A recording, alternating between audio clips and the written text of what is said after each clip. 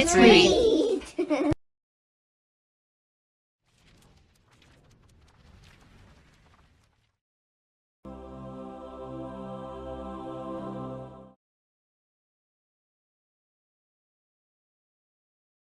The birds were chirping in the tree outside John's window, and the sky beyond was deep blue.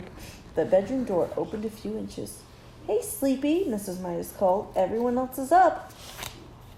John put on his bathrobe and slippers and ambled to the bathroom. His sister Mary was still brushing her teeth, and he had to wait until she finished. "Come on, Mary," he said a little crossly. "Don't take all morning." "Here you are," Mary said, handing him the toothpaste tube. While Mary soaped her face, John squeezed a little of the toothpaste onto his brush. The paste was pink. John made a face in his toothbrush.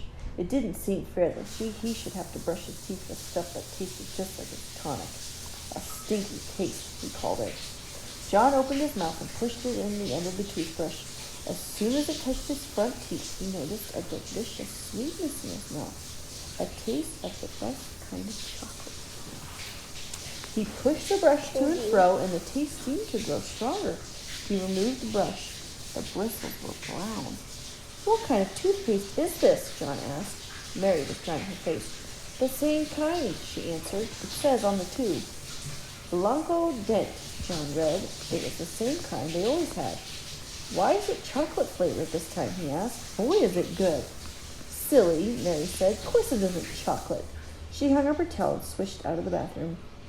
John squeezed some more toothpaste onto his brush and continued to brush his teeth. Chocolate again. It was marvelous.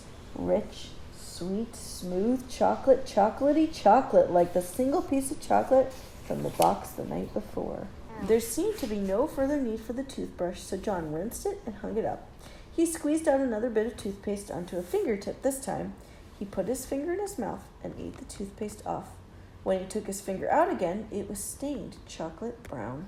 John wasted no more time. He put the end of the toothpaste tube into his mouth and emptied the paste onto his tongue. It squeezed out like thick, creamy chocolate. Mary looked into the bathroom. "Hey, what are you doing?" she demanded. "Yummy," was all John said. John and Mary were a little late getting to the dining room, and Mr. Midas was already on the way to his train when they sat down at the breakfast table. "John ate up all the toothpaste," Mary told their mother. "Oh, you sneak," John whispered. "Well, you did," Mary reminded him, "and that's a waste. Isn't it a waste, Mother, to eat up all the toothpaste in one day?" Mrs. Midas was serving their orange juice. "Mary, really," she said, "I'm sure John was only joking. He must have been pretending to eat the toothpaste." "No, he wasn't," Mary insisted. "I was watching, and I saw him squeeze it right into his mouth. He said it was chocolate." "Oh, dear," protested Mrs. Midas. "Chocolate again. Now I know it was just a joke." "He just wished it were chocolate, Mary. Come now, drink up your orange juice, both of you. Your bacon and eggs will be ready in a minute." As Mrs. Midas left the room, John took up his glass of orange juice and put it to his lips. As soon as he tilted it and the liquid began to flow into his mouth, a happy look came into his eyes. "Boy, that's good," he said at last, lowering the empty glass. "Chocolate juice." Mary looked at John. Then she looked at her glass of orange juice. It was a bright orange color. She tasted it. It tasted like orange to her. "It is not chocolate juice," she said. "It's orange juice. Orange juice is good for you."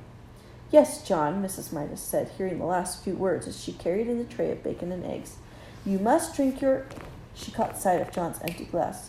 "John," she said, "you good boy. That's the first time in ages you've finished your orange juice without having to be told to." "It tasted of chocolate," John explained. "All right," Mrs. Midas said. "Very funny, but don't tease Mary too much. Remember, Mary's younger than you are." John silently picked up his fork and sliced the yolk of his fried egg. The yellow broke over the white, and he shivered as he watched it, as he always did. "I can't eat this," he told his mother. "Of course you can't," Mrs. Midas said. "You drank your orange juice. Try to eat your bacon and egg." John scraped up a small piece of egg and put it into his mouth. It immediately became chocolate. Chocolate white and chocolate yolk. Both lovely, lovely chocolate.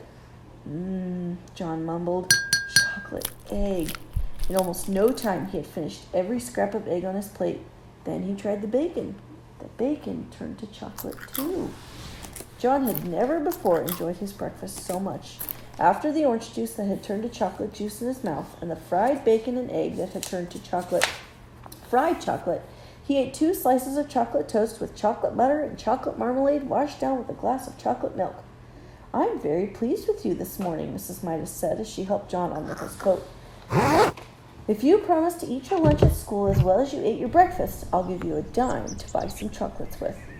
"Oh, that's all right," John said. "I don't think I'll need it." Mrs. Midas looked puzzled as she waved goodbye.